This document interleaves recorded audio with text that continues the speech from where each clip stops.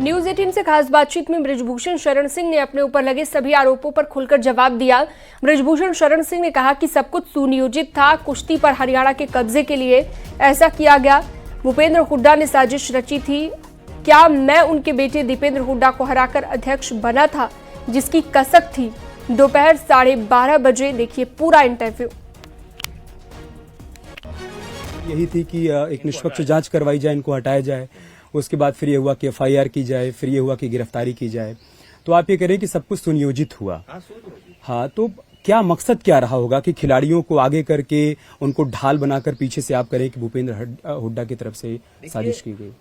एक तो मुख्य मकसद था कि कुश्ती पर हरियाणा का कब्जा होना चाहिए। अच्छा, उनको ये मानना है कि जब खिलाड़ी हमारे हैं तो संघ भी हमारा होना चाहिए। लेकिन उनको पता होना चाहिए, सबको पता होना चाहिए कि ये संगठन एक राज्य से नहीं चलता है। इसमें हरियाणा भी है तो तमिलनाडु भी है। सही बात है। करीब 25 प्रदेश इसमें इन्वॉल्व होते हैं, लेकिन उसमें वो लोग कामयाब नहीं हुए, क्योंकि मैं कुश्ती संघ का अध्यक्ष ही पहली बार जब बना था, दीपेंद्र हुड्डा को हरा कर बना था। अच्छा, तो तब से उनके मन में कसक थी। तो उस कसक को पूरा करने के लिए, और फिर इन पहलवानों को कुछ मेरे कार्य व्यवहार नहीं पसंद आते थे। जैसे ट्रेनिंग के लिए जाते थे तो सरकार इनका खर्चा देती थी, लेकिन अपने दोस्त को भी ले जाते थे। तो मैं कहता था, भैया जब तक ट्रेनिंग कर रहे हो दोस्तों से जरा हट करके रहो। तो बातें इनको अच्छी नहीं लगती थी। दोस्त? गर्लफ्रेंड। अच्छा, गर्लफ्रेंड। ओके। वही गर्लफ्रेंड आज पत्नी बनी हुई है। महिला मित्र और पुरुष मित्र को लेकर जाया करते थे, वही आज पत्नी बन चुकी हैं। ओके। तो उस समय मैं रोकता था कि भाई आप अपना शादी करिए, ब्याह करिए, कुछ करिए, अब हमसे क्या दिक्कत, पारिवारिक हस्तक्षेप। खेलने जा रहे हैं तो खेलिए। हाँ, खेलने जा रहे हैं खेलिए। नहीं पसंद आया और रहे और रहा होगा इनके मन में। फिर इनके मन में आ गया मैं ही क्यों ना अध्यक्ष बन जाऊं।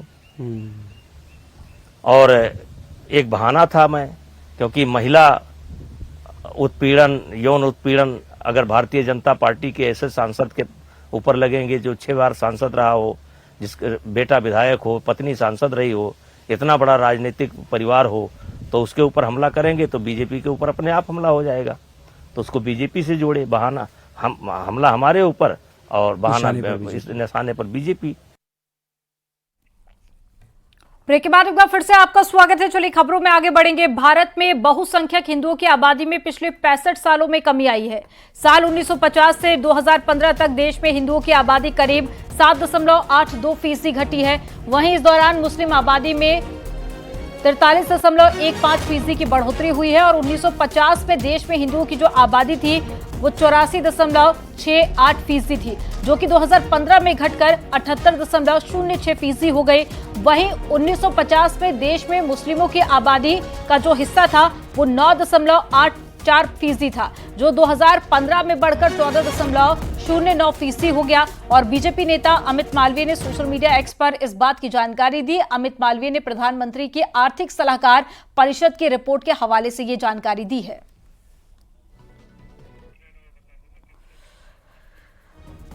तो आजादी के बाद से जो हिंदुओं की आबादी है उसमें गिरावट दर्ज की गई है। यह आपको जो आंकड़ा बता रहे हैं 1950 से लेकर 2015 तक का बता रहे हैं। और मुस्लिमों की आबादी में बढ़ोतरी हुई है और इस रिपोर्ट के बाद में अब सियासत भी तेज हो गई है।